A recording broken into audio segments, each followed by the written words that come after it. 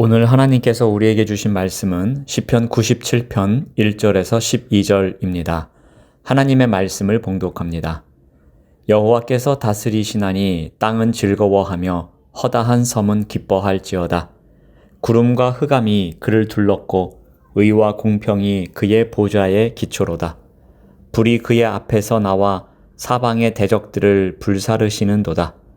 그의 번개가 세계를 비추니 땅이 보고 떨었도다. 산들이 여호와의 앞, 곧 온 땅의 주 앞에서 밀랍같이 녹았도다. 하늘이 그의 의를 선포하니 모든 백성이 그의 영광을 보았도다. 조각한 신상을 섬기며 허무한 것으로 자랑하는 자는 다 수치를 당할 것이라. 너희 신들아 여호와께 경배할지어다.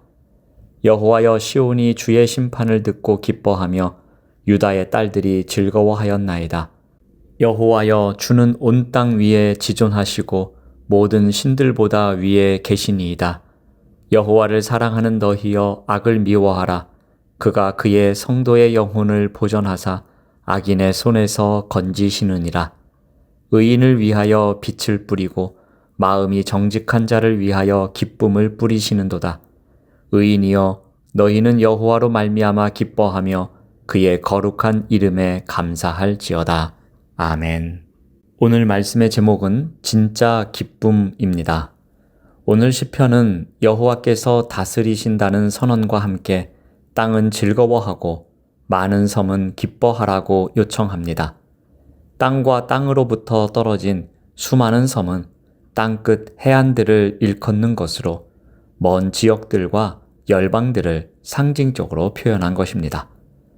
이것은 여호와의 통치가 이스라엘 땅이라는 지리적인 한계를 넘어 범우주적인 통치자라는 것을 선언한 것입니다. 즉, 온 세상이 여호와의 왕권을 찬양하고 동참하라는 요청입니다.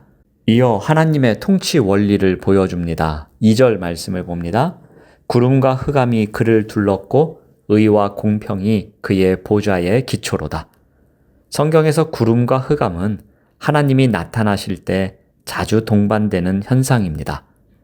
유한한 인간은 무한하신 하나님의 영광을 직접 대면할 수 없습니다. 구름과 흑암은 죄인인 인간이 하나님의 본질을 직접 보고 죽지 않도록 보호하는 거룩한 가리개 역할을 합니다.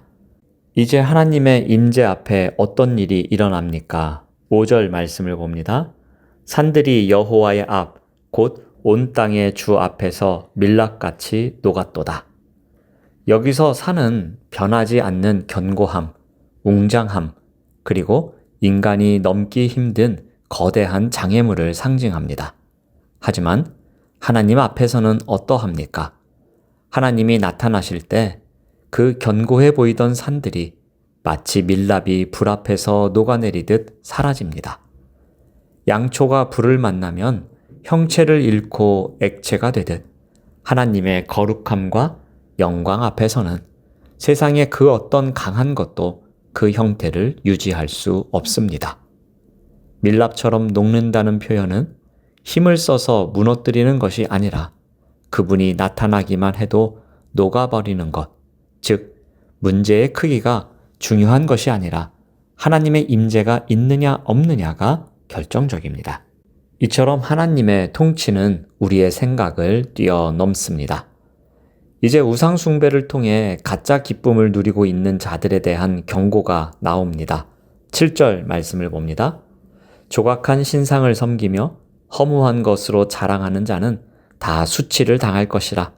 너희 신들아 여호와께 경배할지어다. 사람은 불안을 느낄 때마다 의지할 대상을 만들어냅니다. 돈이 많으면 안전할 것 같고 권력이 있으면 흔들리지 않을 것이라고 믿습니다. 그러나 시편 기자는 분명히 말합니다. 세상이 신처럼 떠받드는 것들도 하나님 앞에서는 고개를 숙일 수밖에 없다는 것입니다. 가짜 신들이 주는 기쁨은 금세 사라집니다. 결국 우리를 더 공허하게 만들고 부끄럽게 할 뿐입니다. 하나님은 진짜 기쁨을 준비해 주셨습니다. 11절 말씀을 봅니다. 의인을 위하여 빛을 뿌리고 마음이 정직한 자를 위하여 기쁨을 뿌리시는도다. 여기서 중요한 단어는 뿌리다입니다. 기쁨이 한 번에 떨어지는 것이 아니라 씨앗처럼 뿌려진다는 의미입니다. 즉, 지금 당장은 느껴지지 않을 수 있고 시간이 지나야 드러날 수도 있습니다.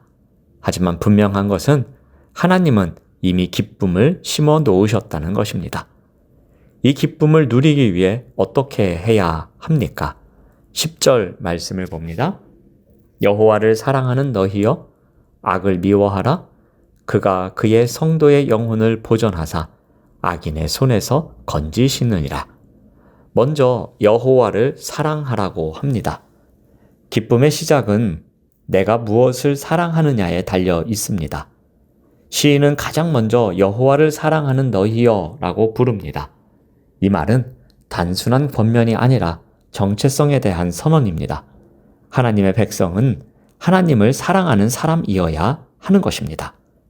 여기서 사랑은 감정적인 느낌을 넘어 하나님의 성품과 그분의 통치를 전적으로 신뢰하고 따르는 언약적 충성을 의미합니다. 즉, 삶 전체를 드리는 사랑입니다. 우리는 종종 기쁨을 상황에서 찾으려고 합니다. 형편이 좋아지면 기뻐하고, 일이 잘 풀리면 감사하고, 문제가 생기면 쉽게 무너집니다. 그러나 성경은 분명히 말합니다. 기쁨은 상황에서 시작되는 것이 아니라 사랑의 대상에서 시작됩니다. 무엇을 사랑하느냐에 따라 내 마음의 상태가 결정되고 내 삶의 방향이 결정되기 때문입니다. 세상을 사랑하면 기쁨도 세상의 조건에 묶이게 됩니다. 그래서 얻으면 잠깐 기쁘고 잃으면 바로 무너집니다. 하지만 하나님을 사랑하면 기쁨의 근원이 하나님이 되기 때문에 상황이 흔들려도 기쁨은 무너지지 않습니다. 하나님을 사랑하는 마음이 내 안에 가득 찰 때 세상에 일시적인 즐거움이 줄 수 없는 근원적인 기쁨이 차오른다는 것을 기억하시기 바랍니다. 두 번째는 악을 미워하라고 합니다. 하나님을 사랑한다는 고백은 반드시 악을 미워하는 것으로 증명되어야 합니다.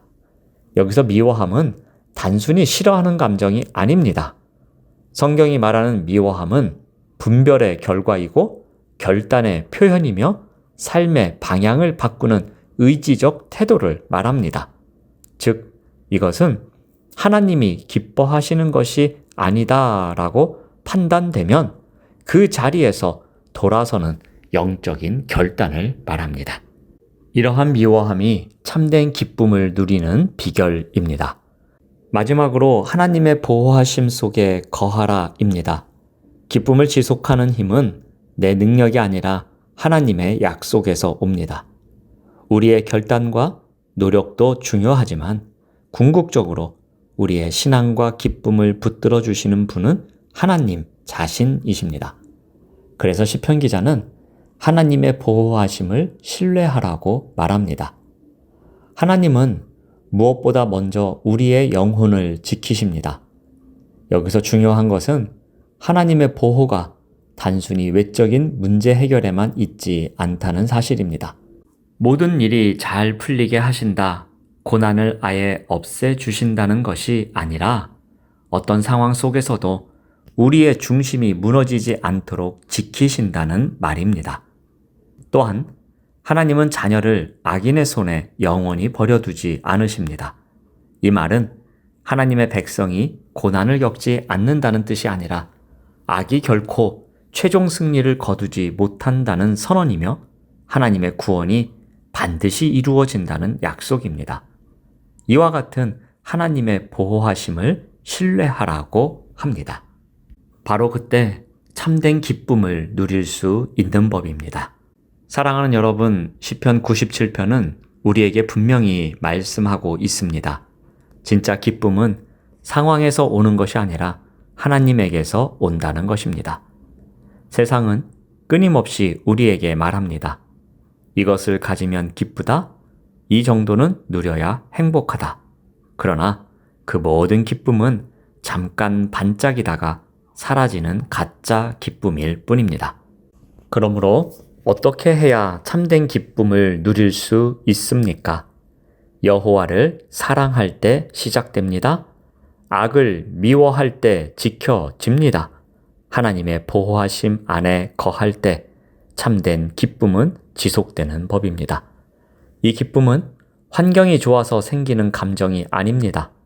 하나님이 나의 왕이시고 지금도 나를 다스리고 계시며 끝까지 나를 붙드시는 확신에서 나오는 것입니다. 이와 같은 참된 기쁨을 누리고 살아가시는 우리 모두가 되시기를 바랍니다. 기도하겠습니다. 하나님 감사합니다. 우리는 그동안 상황 속에서 기쁨을 찾으며 쉽게 기뻐하고 쉽게 무너지는 삶을 살아왔음을 고백합니다. 다시 한번 결단해 봅니다. 세상이 아니라 하나님을 사랑하게 하옵소서. 악을 미워하는 거룩한 결단을 허락하여 주옵소서. 하나님의 보호하심 안에 거하게 하시고 어떤 상황 속에서도 우리의 영혼을 지켜 주옵소서. 예수님의 이름으로 기도드립니다. 아멘. 생명의 말씀으로 나를 채워